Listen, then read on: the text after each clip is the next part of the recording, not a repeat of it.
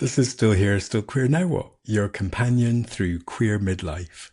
I'm Dr. Paul Taylor-Pitt, the author of Still Here, Still Queer Now What? The book, coming everywhere 21st of October. Fantastic guest today. I'm very excited to have had the opportunity to sit down for more than 5 minutes with someone who I've been trying to have a conversation with for about 2 years. Ali Hendry and I met at my literary agent's summer party 2 years ago because we're signed with the same wonderful agency and the same amazing agent. And Ali and I had such a great conversation and we kept saying, we must do this again. And then we were going to do something last year and I had to postpone it. And then we saw each other at a couple of book events. I saw Ali at Pride this year in London, just randomly in the street, like twice. And we kept saying, we must do this again. We must do this again. And so I think it's both quite telling about life that in a way, the only way I can have a conversation with someone for more than 5 minutes is to invite them on my podcast, but also how lovely that I got to spend a whole hour with Ali because we had so much to talk about. We barely scratched the surface. Ali, as you'll see, is a coach, an elder lesbian, as she describes herself, although I think emerging elder, maybe. And Ali has so many amazing stories of her own lived experiences of coming out, of being married to a man, being married to a woman, being a parent. There's so much more to talk about. So I'm very excited to introduce you to part one of the conversation with Ali because I'm hoping that she comes back. There's so much more to say. But for now, I'm just going to invite Ali to introduce herself the way I always do with, if people haven't had the pleasure of meeting you before, who are they meeting today? Today, they are meeting the CEO of coaching and training who produces coaching programs based around romantic relationships and inclusive coaching practices. You know, like, as soon as you said that, I wanted to sit up a bit straighter because I guess I don't think I've met you in that capacity. I don't think I've ever called myself a CEO. Well, I love it. I think it's brilliant because then I immediately thought, oh, this is a different version of you that's showing up. But also I was thinking then we see each other at things, at events, whether it's a book launch or a literary agency thing, or Pride. I feel like we see each other at things and we have lovely conversations and I'm always left wanting more. But I've never thought, I'm going to have a chat with Ali, the CEO. So how is it to show up as like CEO, Ali? It feels really great. I've had an amazing day so far. And the reason it was such a great question for me to just check into who I am, because a lot of us are multi-passionistas nowadays and we have fingers in a lot of pies. And I'm spending a lot of time marketing my 2 courses that launch in a couple of months. One, it will be cohort number 9 and one, it will be cohort number 1. And wow. And so being in that sales and marketing space and doing a lot of work around money mindset over the last few weeks has been a complete joy because I am exactly where I need to be. As we know, as coaches, that is something that we focus on. And also I'm those other things. As you say, we have amazing conversations about books and authors and inclusion and queer stuff. And I am also a big part of Diva magazine. For the last 6 years, I've written my own column, which I absolutely love. It started off as a Ask Ali, agony aunt page. And then it became a let Ali share a little bit about her love life and what's going on. And of course, the relationship room, again, that I've been doing for 6 years, which is where I get to program and meet different experts in the relationship field, LGBTQIA+, and our allies, who are psychologists, therapists, counselors, educators, coaches. And each week I have an amazing conversation for 45 minutes and dive in, and authors as well, and dive into someone else's world and learn heaps about the world. So I don't know what your question was, but I'm loving life. Well, the nice thing about whenever we talk and now is that there's always something that comes out of what we say that I think, oh, there's a thread I want to tug on because there's a theme there around relationships. And so I'm curious about whether that was intentional, deliberate? Like, did you set out to be like, do you know what? I'm going to be the go-to person on relationships, or did you find yourself in that play? It was a journey that then became spotlit.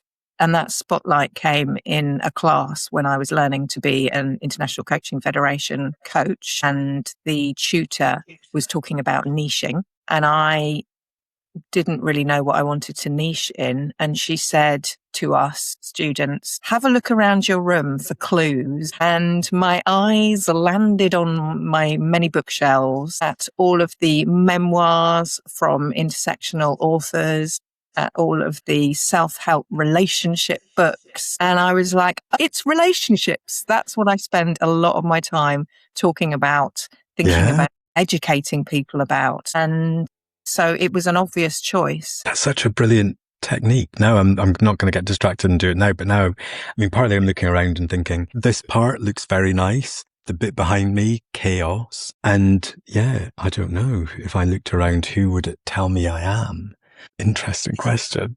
That can be a fun one. Another fun one can be, like you framed the question with me right at the beginning. If someone were to meet you for the first time, or a version of that would be, if someone were to walk into your space right now and have a look around, what would they learn about you? Well, there's a lot of tree pictures everywhere. There's plants, there's hearts. They would think, here's somebody connected to nature. Here's perhaps somebody who works in a holistic way. There's kind of woo-woo cards in terms of oracle cards that might be used, and I do use them in my coaching. So it's an interesting one to kind of come into a space as a new person and think about, what's this signaling about me and my interests and my personality? I think someone would walk in and go, this person is very split. There's a side of calm and peace, and there's a side of utter chaos right now, which is fascinating. Having been through that ICF journey, as they call it, one of the things I took from it was I'd been kind of coaching people before I knew that was a thing. But then I'd been doing it really badly until I realized it was a thing. And then I was like, oh, I'd quite like to learn how to do this thing properly. How did you end up in this place? Like, what was who would I have met if I'd met 20-year-old Ali? 20-year-old Ali. 20-year-old Ali hadn't even come out. I came out at 28. So, yeah, 20-year-old Ali was working in a restaurant for a family business, the son of which would become my first spouse. Oh, wow. One, hadn't gone to university, didn't think university was for the likes of me. Yeah. And was very happy living in a very small village in West Sussex that I grew up in, very safe, not that exciting, but beautiful and interesting. And I was desperate to get out by the time I went to university, which was great. So I did go to university. I went a little bit later. I only really went to uni because I was encouraged by my husband-to-be, him and his two brothers had been to uni. He was a bit older than me. And he was like, of course you can. Of course you can go to uni. And I did a psychology degree. So that was the start of interest in humans. So 20-year-old me was very different from 57. You 57? Yeah. No way. Way. No way. No way. Yes, way. Oh my God. 1969. I thought you were younger. Hanging on to being a 60s baby. 1969, the same year, of course, as the Stonewall riots. So I was being born in March, and then later on in June, we had the Stonewall riots happening in America. So yeah, it's a seminal year. It's no coincidence. I think you arrived and people were like, we need to make this world a bit better for this person. So, I mean, now I've got so many questions. The thing that I'm really curious about, let me offer you two questions and then you decide. Or it might be something else that comes up. So there's a question for me, which is, what's 57 like for you? Like, what's it like now? And then there's another question that I'm also curious about, which is, if you were to go back even further and think about, okay, 17-year-old Ali, like, at what point did you come out to yourself, even before you came out to anyone else? Mm. And we also need to talk about ICF. I've just taken notes because that's what my brain needs nowadays.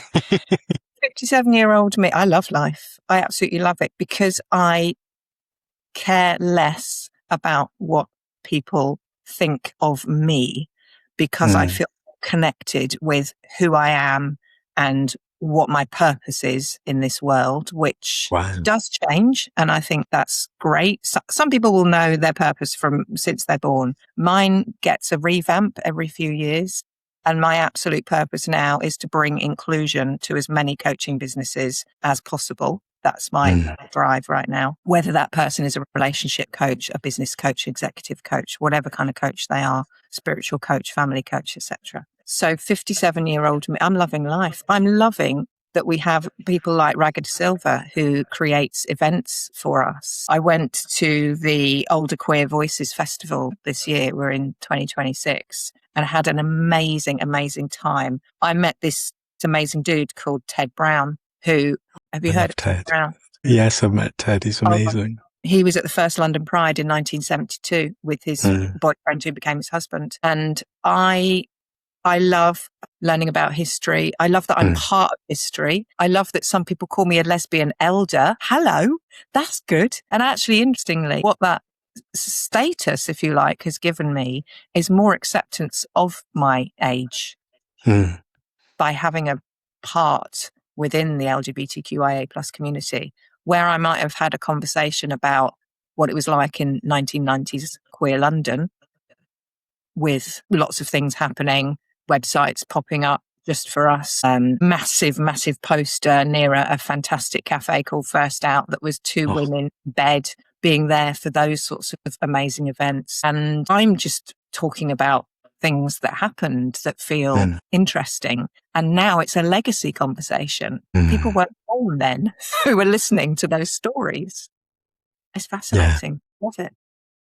I remember talking to someone at an event and she was young. It was an event for younger people and they'd asked me to give a talk about something. And the question that she asked at the end was kind of, I've thought on one hand, she was asking, why are you still going on about this? Because it was talking about like queerness and the impact in a workplace. But she dressed it up in a much nicer way than that. And I remember saying, do you know what? When I was a student, I was marching in protest at the unequal age of consent. And she said, what was that? And she had no idea. And I said to her, I'm so glad that you've never had to know about that. And I'm so sad that no one's ever told you about it. Because it wasn't fun being there, but I'm so glad I was there. And while on one hand, we don't want to drag people through our trauma, maybe it's better they don't know. There is also something about, we've got this whole history of stuff. It hasn't always been like this. How does that show up in terms of when you're talking about your experiences of aging and becoming an elder lesbian, which sounds like a really beautiful kind of tree? It's like, oh, I like that tree in your garden. Yeah, it's an elder lesbian. When you think about the wisdom that you've accrued, is that tied into what you now see as part of your purpose, like sharing some of that wisdom, or is it different? Very much so. For years before I was a coach, I was a corporate trainer running diversity and inclusion training and consultancy work. And I still do a little bit of that with events that light me up. And if I'm running an allyship event, it's my absolute joy. And it's also interesting how some of the questions that people ask have been questions I've heard in those rooms for the last 30 years, which is sad.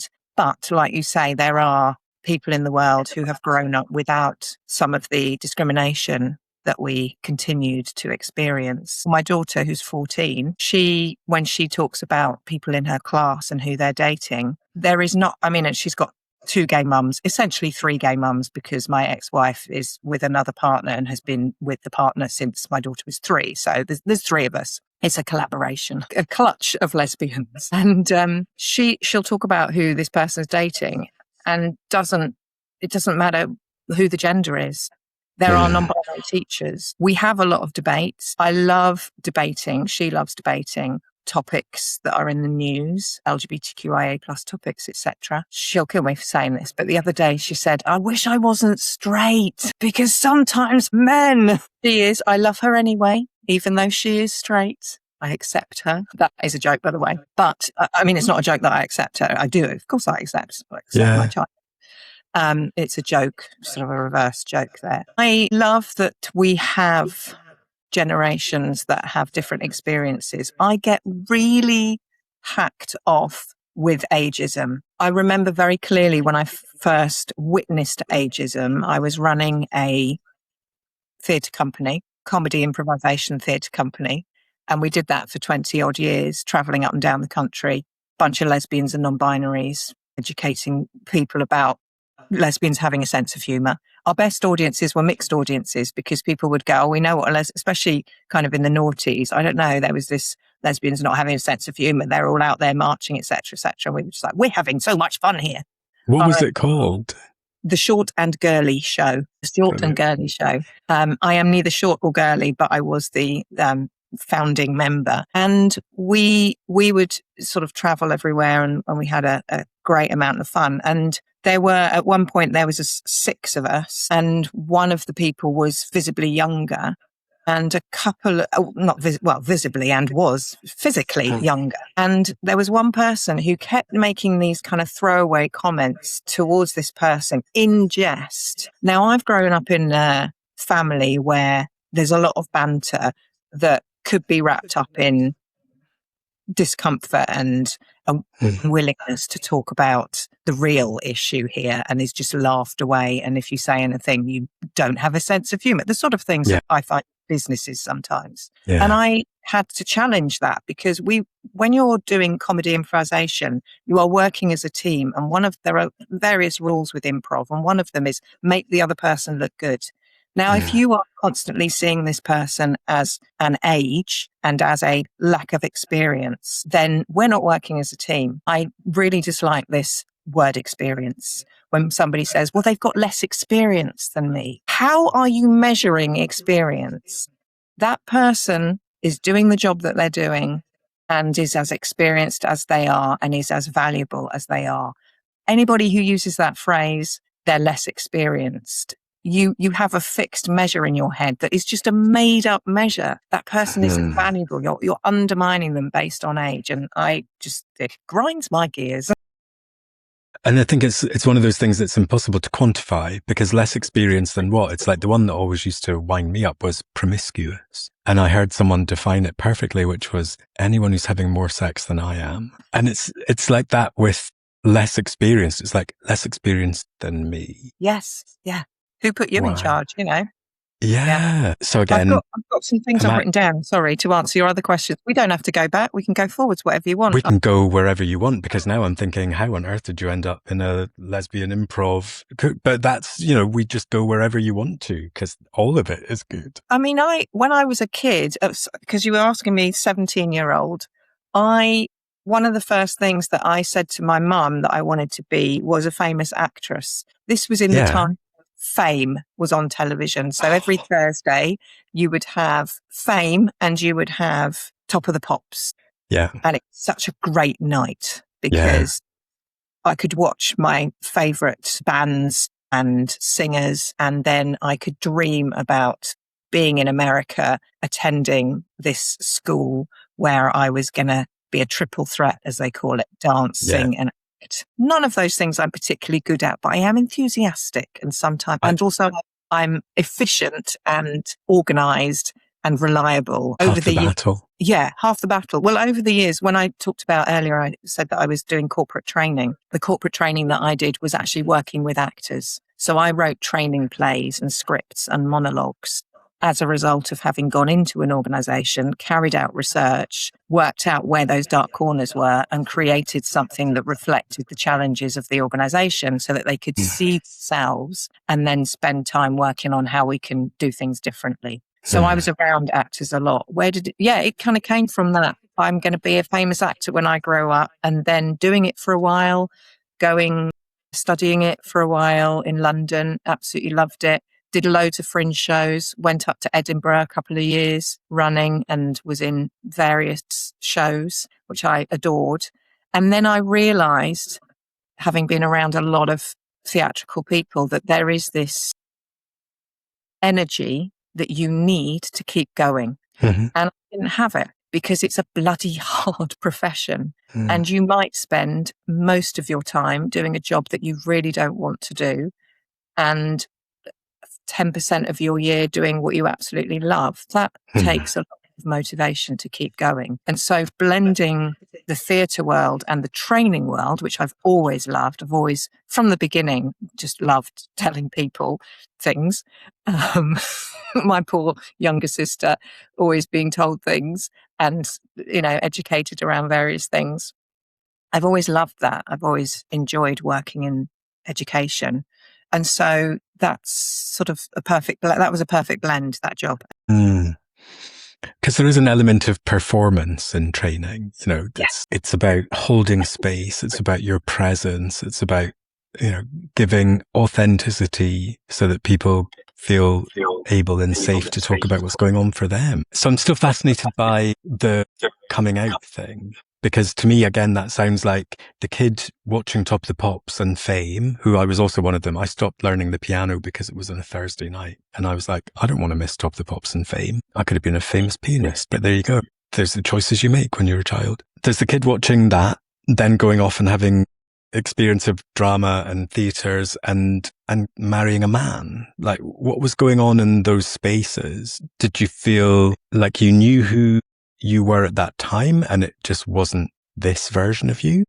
Or did you know that you were lesbian and then were like, no, that's not who I'm going to be to the world? Or like, what was the kind of conversation going on inside you around who you were between that kind of 17 to 27? The clues were there, and yet I had never spoken to anybody about it. So I fancied women. I had never, or girls, as a youngster, I'd never acted on it or spoken about it. I had convinced myself, because I hadn't spoken about it to anybody, that everyone finds women attractive and fantasizes about them to get off. I just thought all women did that. And I mean, very young me was there gazing over Kay's catalogue in the days when you didn't have computers and things like that, and catalogues dropped through your books, pun intended. No, when you'd have these catalogues of clothes and household things and bits and pieces. And I used to look at the underwear pictures, women in underwear. Yeah. I found the joy of sex in my mum and dad's bookshelf and was looking at those pictures of wonderfully hairy people, absolutely joyous in their pure joy, line drawings. And again, I was looking more at the women. I was more fascinated. Both my parents trained and worked as photographers in the 1960s in London. And so they had quite a few photography books. And these photography books had some artistic photos of ladies with not many clothes on.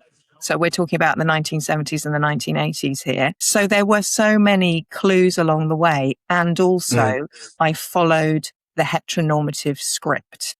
I didn't think there was anything else. We had Beth Jordache being kissed in Brookside when I was a teenager. And I remember thinking, wow. And also my response needs to be, oh, I remember young me seeing, this is a really strange memory, seeing Boy George for the first time on television singing Karma Chameleon. And I remember thinking, I really fancy this person. I hope they're a girl, because we were having a conversation, my older brother and my younger sister. Is that a boy? Is that a girl? Is that a boy? Is that a girl? So binary.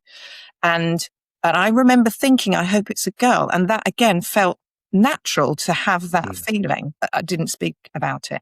So when it got to 28, when I came out, I had followed all, two of my best friends and myself, we all got married to men the same year. Just followed the path, basically. And it wasn't until I met a real lesbian. I mean, I went to university and I became very good friends with a gay man who was coming to terms with his sexuality throughout the first year and second year, and was really supporting him, and went to a couple of the LGBTQ meetings to support him. I always think about coming out as a maturational model. You come out when you're ready to come out. And actually the phrase come out, I've heard it described much better as inviting in, rather than, because coming out says that there's shame, says that to what? To normal life, to acceptance. Yes, of course. So there are great phrases attached to coming out and acceptance. Inviting in means who do I value enough to share parts of my life with that in some countries and in some environments are illegal. still, and unsafe and frowned upon and, deemed shameful. So when I met my first girlfriend, I was still married, and it's interesting actually, because I was doing my homework, Paul. I was listening to quite a few of your previous podcasts, and one of the people that same as you, I am a bit of a fan of, is Paul Burston, because Time Out and the gay section was such a big part of my life when I was in London and coming out, and what do we do and where do we go and all of that kind of stuff. And I loved the conversation around HIV/AIDS, and actually it reminded me of a couple of things that I'd forgotten. One was my ex-husband was a chef, and in the late 80s, early 90s, he chose to work for an organization that was for HIV men who were in rehabilitation, because at that point there was a lot of research around how nourishment and food, because of the drugs that there are now, is a way in for us supporting what's happening. So he was getting creative to help people want to eat, etc., etc. And I'd sort of forgotten about that. I mean, his background was he was English, or is English, but for a while lived in America working in nightclubs. So he was around a lot of diversity and alternative sexual practices and sexualities. He worked in Chicago in the Limelight, which was a very famous heterosexual, but also very kind of out there venue. And so it was reminding me of actually my first girlfriend. So when she was doing it, I took her job over. So I applied for her job as a research psychologist at Guy's Hospital. And the reason she was leaving was to go to a different country to support her best male friend who was HIV. So that was her reason for leaving, because she wanted to be with him. This was in the early 90s. And so there's an HIV story, because I was thinking HIV, I don't really have a connection with it. I was thinking actually there's a thread that's gone through my experiences of coming out, etc. So anyway, I started working with her as we were doing the handover, and she was showing me the ropes. Double entendres, a go there, and we just got on really well. And I was like, I really want this person to like me. I don't know what. She was, short hair, glasses, comfortable shoes, check shirt. So the clues were there, and she was very open. And I hadn't, even all through university, I'd had this gay man who was my friend. I hadn't had any lesbian friends at all. And so I was enthralled by this woman. And so I wooed her, and she was enthralled by me for whatever reason. So we started this sordid affair for 3 months. And I love that she met you as, oh, hi, I'm Ali. Oh, yeah, I'm married. Here's my husband. And then, but all along you'd been kind of going, this is what it's all about. Yeah. We were waiting for the trigger, and that was it. We were off and running. And the first time I had sex, it all made sense. I realized what all my straight mates had been talking about when they talked about the fireworks and the amazing and the this and the that and the connection. And I was experiencing that for the first time. And that is no shade to my ex, who was by all accounts, because of the conversations that girls have, was a really good lover. And still, in spite of all of that, it's just we'd still be together if he was a woman. It was the wrong gender for the way my body reacts. And that was fascinating to learn about myself at 28. And so did she leave? Did she go and... She left. We sent messages through AOL. Oh. And phone calls. Mm-hmm. I don't remember text messages hadn't come in at that point. We couldn't text each other. So calls. And then he had a brief moment of recovery, and then he had more support around him. And so she moved back to London, and we met up when she came back, ended up going to the Long Island Iced Tea Bar in central London, which is there no longer, sadly, on a work do. So I had work colleagues. Of course, she knew these work colleagues because she'd worked with them for a few years. Yeah. So we went out on this big work do. There was a sort of bar downstairs and a bar upstairs. She and I were upstairs buying a drink. I was quite twatted. That's when I was drinking. I haven't drunk for many years now. The work colleagues were downstairs, and I just looked at her and said, I could kiss you. And she said, go on then. And we did. And that's where it started. What was the conversation you had with your husband like? Oh, it was devastating. I was very much in love with him. He had planned our future. I had planned our future. We were going to have children, which we didn't have together. We had the whole thing mapped out, and it was very, very difficult and strained. And there were so many threads being pulled in different directions because this was my future, my security, what I knew. And I loved this person so deeply, and we were married. And I now had this new information that couldn't be put back in its box, that was out there. And I remember I remember a conversation we had together, and he said, well, maybe we can make this work. Maybe you can still explore what you're exploring and we can stay married. Now fast forward me at 57, for the last 10 years or so, I've embraced the non-monogamy environment and love style.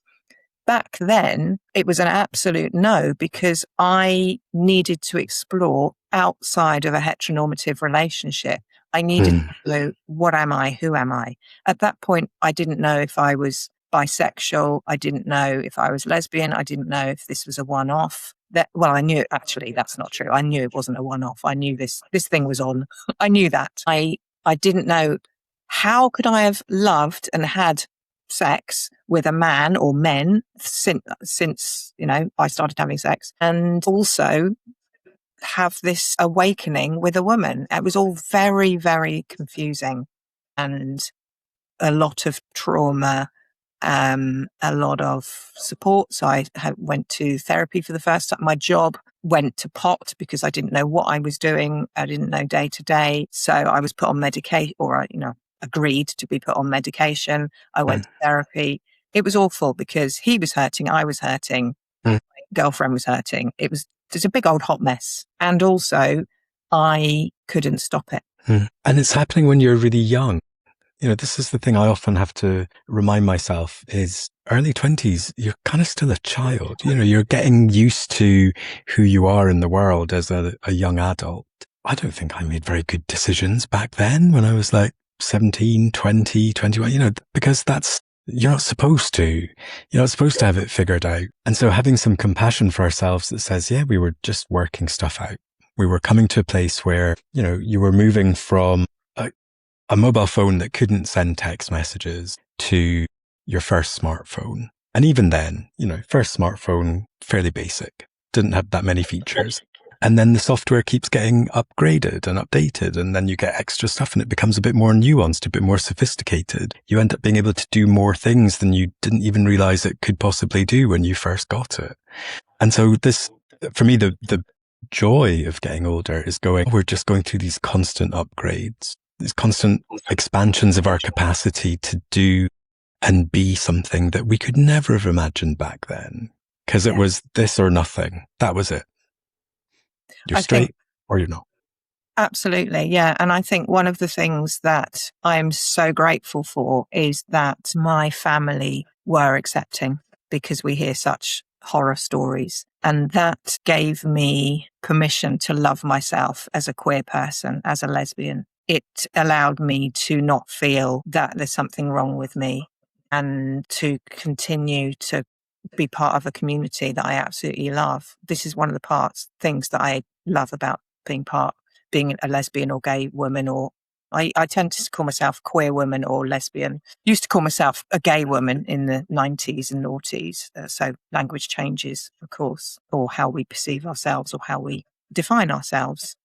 And the fact that the thing that was difficult for my family was, here was a man who was part of our family in a big way. And it's kind of like, well, what do we do with the husband? How do we relate to this person now, as you are who you are? And, and obviously they could see that I was struggling to work out what was my next step in life and how to navigate this entrance into my true sexuality. And I remember stories, my mum would say, because what we need to remember is it's not just us coming out. As we know, coming out isn't a one-time thing. It's something that we're inviting in. It's something we do all the time. And our families are doing it as well, whether they share it or not, whether they want to or not.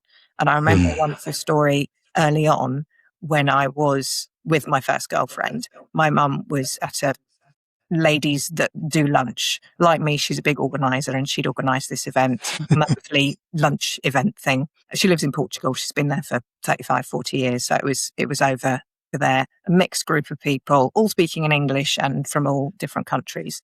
And she was talking about one of her daughters, i.e. me, a daughter, girlfriend, and somebody at a big event, lots of people listening in and sitting around. And somebody said to her, oh, the classic, which one's the man? And when Mum was talking about me and my girlfriend of the time, and Mum said, don't be ridiculous. They're both women. And then just carried on. So hearing those stories and knowing that, oh gosh, yeah, I need to remember that it's not just me who's going through this change or acceptance.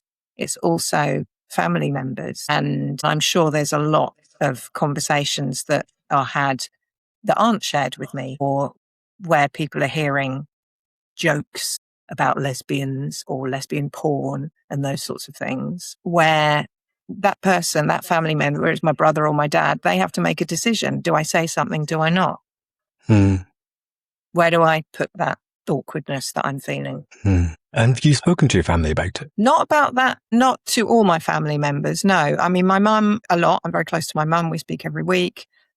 Speak to my dad once or twice a month. Try and make it weekly. And I speak to my brother and my sister once a week. So I've got these set.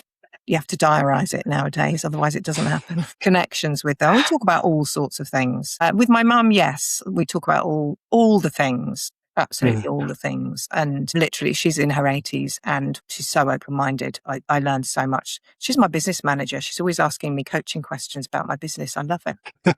It's brilliant. So no, I haven't. And it's, in a way, it's their work to do. Do you know what? Come on. I'm a diversity and inclusion trainer. I do it for work. Do I really have to? Obviously, yes, I probably do. And I could make a difference and I could offer advice and guidance, but it's my family. Just get on with it and do your own thing. I'm here if you need to ask me questions. Look at one of my posts if you want to learn something about inclusion and what the words are. Yeah. When you picture yourself in your 80s, what do you hope you've learned by then? It's such a good question. And I mean, at my age, I feel if I'm exactly where I am in my 80s now, I'll be so happy.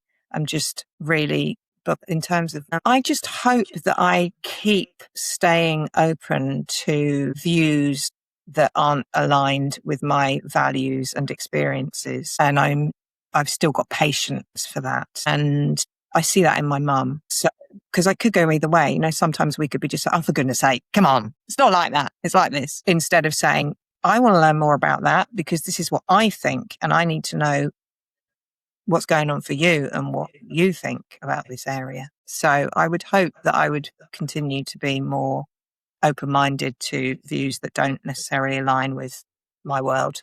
What would make that possible? Continuing to move in circles with different experiences, with people who are very different from me. Continuing to seek out different voices from authors. We've talked about this before. And this week, particularly, there's a big conversation going on. I'm sure you've seen it in social media around children's books and representation, and a recent children's book festival in the UK that has not included, has included 7 out of something like 70 or 80 participants to this festival who are from the global majority, who are people of colour.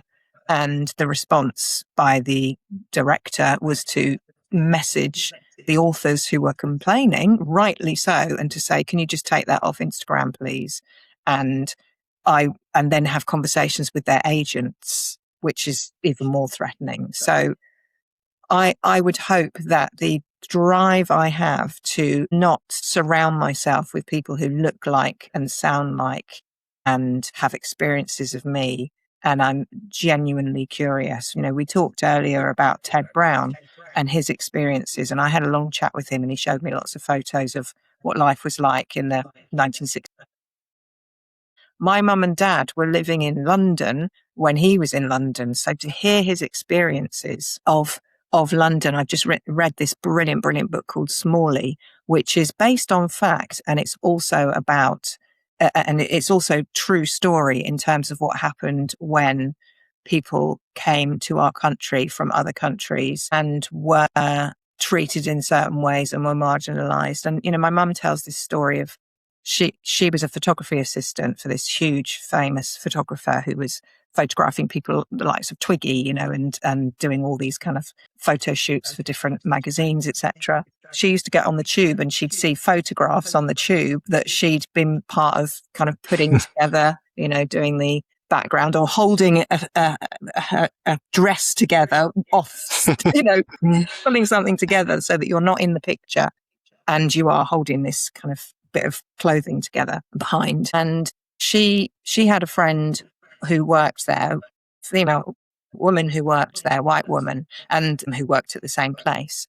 And this white woman was married to a black man who was a manager of a bank. And so she would go around to their house and got to know them as a couple, etc. And she told me some of the stories that he experienced, you know, for example, not being allowed to get on a bus to get to work because he had to be the last person to get on the bus and then there wasn't any space, and just how society was. I think a lot of white people do not think about those stories that are in Black and brown people's heritage and life and energies today. And also for us as white people, as enslaving people, and there will be parts of my history that will have been part of the slave trade as a white person who's from England. That's in me as well. That those experiences of oppression and oppressing others for race, obviously race made up construct, but for racism,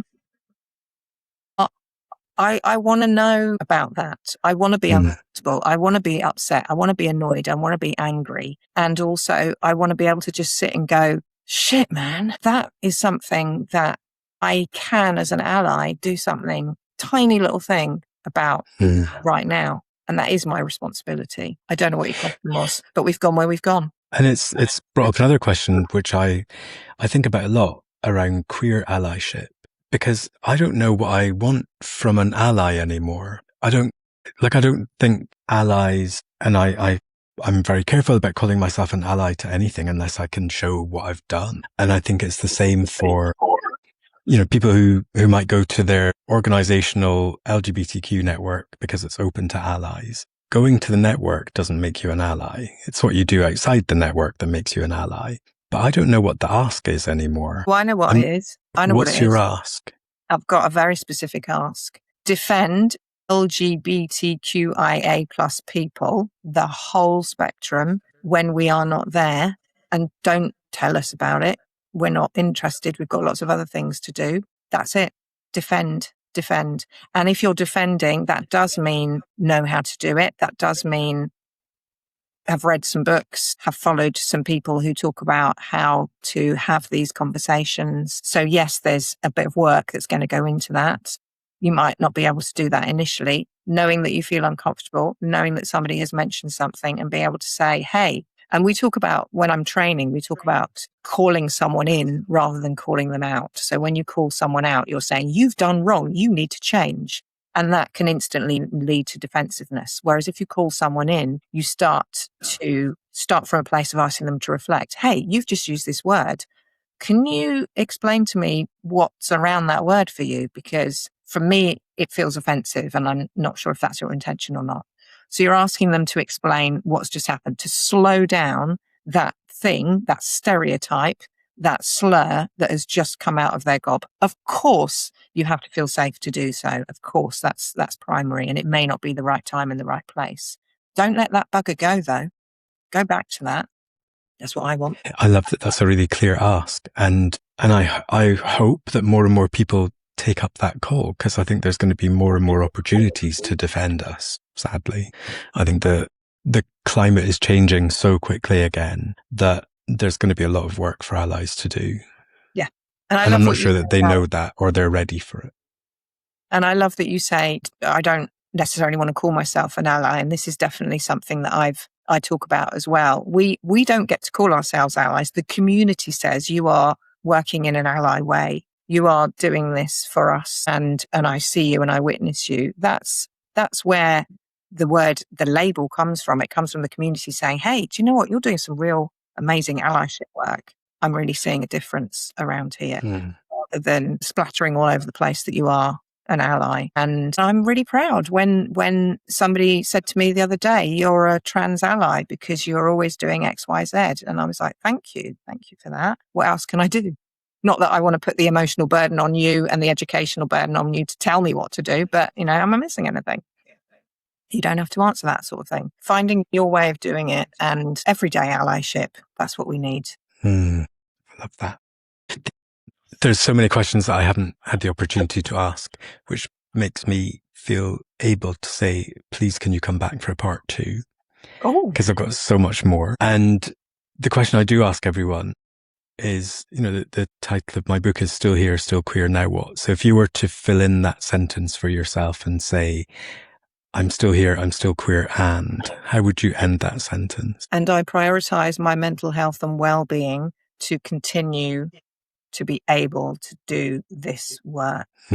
Why is that important? I realized about 3 or 4 years ago that part of my business plan had to include mental health and well-being. It had to include the gym, the running, the meditation, the journaling, the therapy. Those things had to be part of my business model for me to be able to maintain levels of energy and resilience to continue working in the inclusion field and in the relationship field and in any field where we're practitioners who are interacting with other people in distress or in change or in disorder. Because if we're not well enough to do that work, we shouldn't be doing that work. And so it has to start with that wellness piece. What a beautiful place to end, to start with the idea of wellness. And it's something I need to hear. It's something I need to reflect on. It's something I need to do better with. And it's lovely that you've got that commitment to your own well-being in a way that becomes part of your business. It's not like an extra. It's not like an add-on, a nice to have. It's like, no, if I'm going to do this work, I have to look after myself. And I think I need to hear that more and more often. Send me a voice note. Send me a voice note that just says, look after yourself. What would I do? I think it would be giving myself permission, do something frivolous, like fun without purpose. Go bounce on a trampoline or something. I wouldn't do that because of my 52-year-old knees, but something that's like, there's no meaning. Yeah. It doesn't have to have any significance. That's play. When it's not attached to a particular outcome. It's joy for joy's sake. Adult play, not just talk about sexual, other kinds of play, adult play where we go, we explore, we don't quite know what's going to happen. It's creative, it's curious, it's silly, it's fun, it's endorphin inducing. That's play. I love that. I feel like you've just reminded me of something important that that word wasn't even there. And to go, oh yeah, that's what I need to do. I need to play more. Thank you. I love that. You're welcome. If you wanted people to find you, where would they find you? You can find me on LinkedIn as Ali Hendry. You can find me on Instagram at Ali Hendry Coaching. And you can find me on the website, which is allyhendry.co. Amazing. I hope you come back. We've got so much more to talk about. I've got lists. I'd love to. Love it. Hold those lists. I love a list. Thank Ali, you so much. And I really appreciate the work that you are doing with the older community as well. I've obviously, as you know, been following your book journey over the years. We have the same book agent, which is super fun and exciting. And I'm so overjoyed, obviously as a 57-year-old, completely overjoyed that this is something that has been valued and is being perpetuated through your wonderful connection with hundreds of people. So thank you. Thank you. I can't wait to see what comes next. Thank you, Ali. Thank you.